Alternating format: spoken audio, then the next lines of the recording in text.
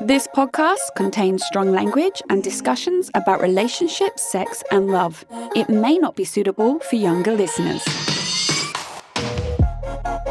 This is the Can't Keep My Mouth Shut podcast, and I am Nick Selena. Hi, gang. Hello, welcome back to me. Did you miss me? It's been a whole week.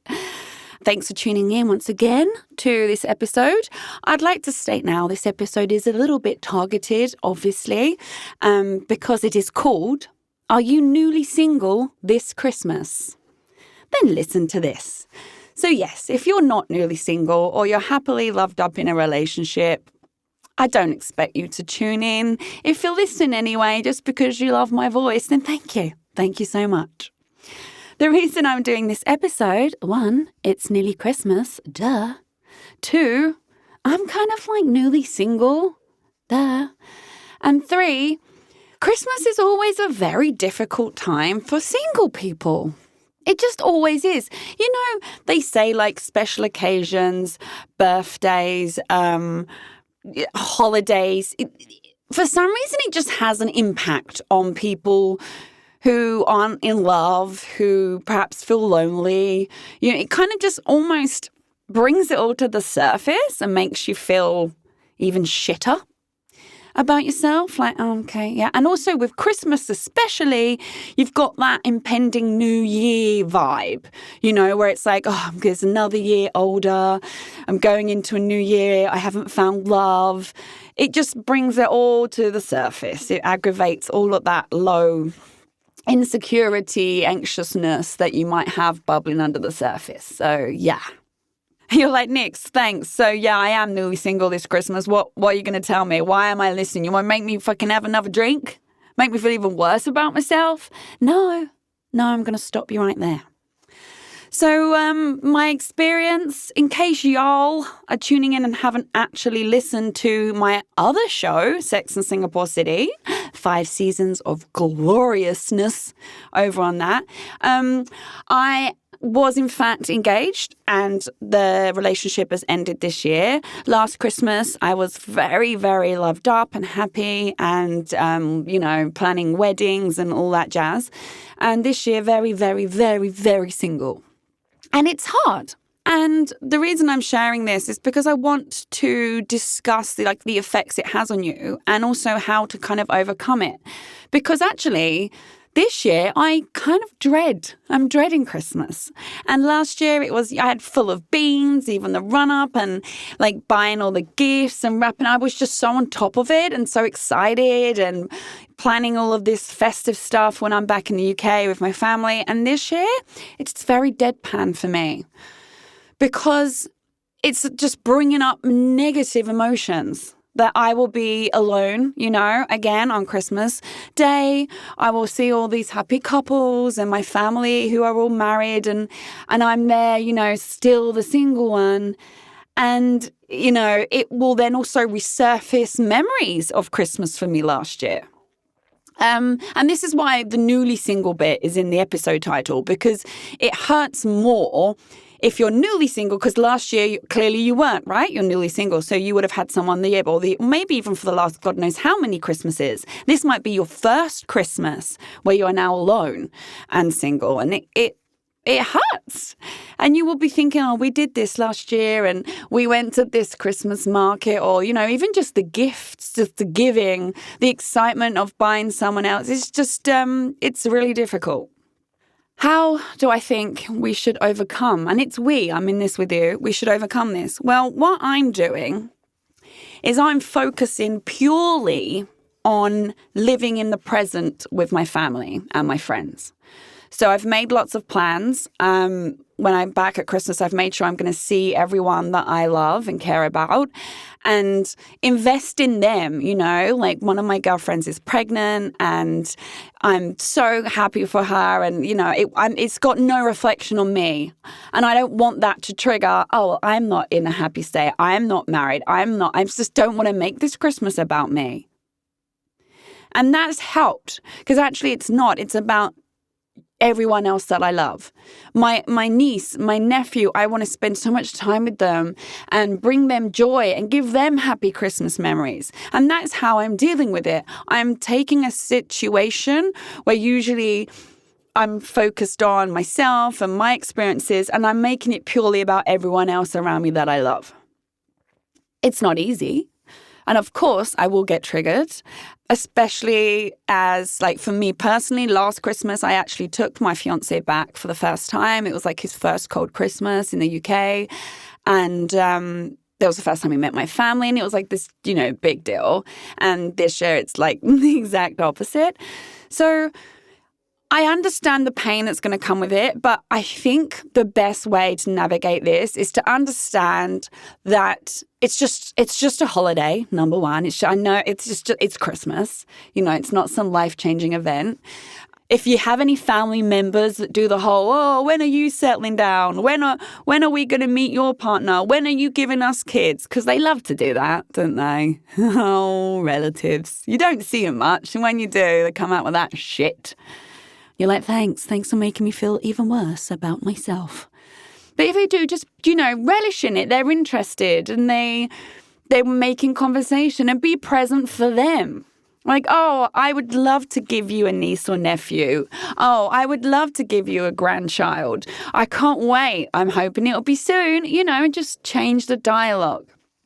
If you try and make this Christmas focused on experiences and happy memories for those around you, with you present, it will, of course, have the happy, positive impact on you at the same time. It's very difficult to think of good thoughts and create happy memories and not be happy and have your own good thoughts. So that's what I would suggest. And also understand that being single at Christmas is it's not like a tarnish. It's not like a label you've got on your head. And it's okay. And if you have become newly single because you are perhaps, you got out of a toxic relationship, or maybe your husband cheated on you, or I don't know, just anything negative and toxic, you need to bear in mind that being alone during this holiday season is still better than being with a toxic person. And you are recovering, you're recovering from that. And it's great. It's such a good time to stay in and eat what you want and drink what you want and watch festive movies that always give you that feel-good vibes. Really relish in it. There was a relationship before the fiancé I had for 4 to 5 years. And I remember one Christmas, he was really awful and he wasn't around and I wasn't present, right? And I was so sick. Physically sick. My anxiety was sky high. He was playing me like a fiddle. And that was then just before COVID hit, right? So I just wasn't there. I was there physically. I weren't there mentally. I was checking my phone 24/7. I was wondering where the fuck he is or who he's fucking. And I don't really even remember that Christmas because I was just mentally disconnected all over the place, so focused on him, what he's doing, where he is. And yeah, COVID hit. So for 2 years, I couldn't have my family Christmas. And I was so angry at myself because by that point, the relationship was gone. I had moved on. I had no feelings for him. And I just look back and think, you wasted such a precious time with your real friends and family over a guy who's a knob and who is meaningless to you now. And that's time you'll never get back. You'll never have those memories back. And that really struck a chord with me, especially as I then had 2 years on my own of Christmases in Singapore. I was not allowed to leave because of COVID. So that made it even worse that the last proper Christmas I'd had, I kind of blamed myself for making it shit over a man.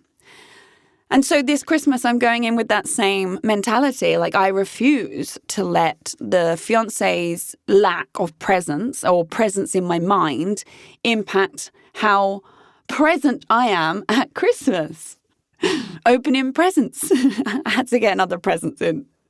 Present for presents. I refuse. It's just something you almost have to say to yourself, I refuse to let this current narrative overbear a really happy time of the year. And that's what you've got to remember as well, is Christmas is supposed to be a really happy time of the year where you connect with your family and your friends. And also try and connect with yourself. Be reflective.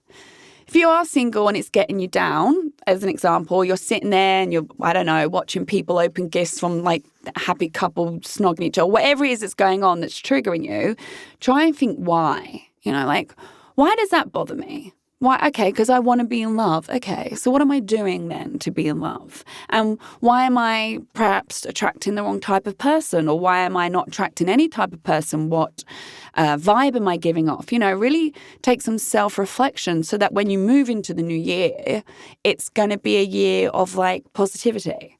Yeah, I hope this has helped. I understand that it's not an easy time. Trust me. That's why I'm doing the episode, because it's not. It is very triggering.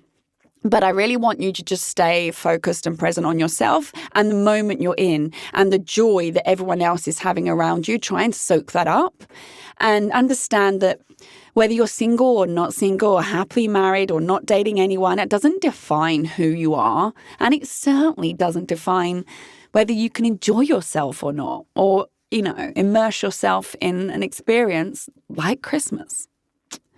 So yes, I would say very much forget worrying about something that you can't control at the moment, which is your single status, and just throw yourself into the experience of Christmas. Make sure everyone around you is happy and having fun, and be present for them and show up for them, and then show up for yourself at the same time too. I hope this has helped. Love to hear all of your Christmas plans. So do slide into my DMs. Let me know what you're up to, where you're going, are you staying, are you going on holiday, who you're staying with, all that jazz. And I look forward to speaking to you next week. Thanks for listening to the Can't Keep My Mouth Shut podcast. Produced and hosted by me, Nick Selena, and recorded in the Splice Cast Studios in Singapore. I'm available to listen to on Spotify, Apple Podcasts, Google, and all major podcast listening apps. Do subscribe to enjoy a new episode every Monday evening. Please do give me a 5-star review. It helps other people also find my podcast. For more content and features to read, you can check out my website, nickselena.com. That's nickselena.com. I'm also on social media. Simply search at Nixalina, Nixalina, to find me. Don't be shy. Come say hi.